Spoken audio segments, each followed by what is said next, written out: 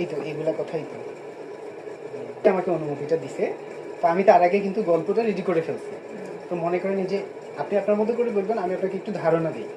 আমার ছেলেটা 2020 সাল থেকে অসুস্থ, আর তাকে সুস্থ করার জন্য আমরা এক প্রকার সংগ্রাম করছি, যুদ্ধ করতেছি। তো আমরা যেভাবেই হোক আমাদের ছেলেটাকে সুস্থ করতে চাই, আমরা তাকে বাঁচাতে চাই।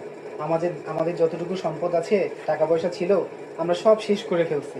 এখন আমাদের অবশিষ্ট আর কিছুই নাই, কিন্তু আমরা কোনোভাবেই আমাদের ছেলেটাকে হারাতে চাই না।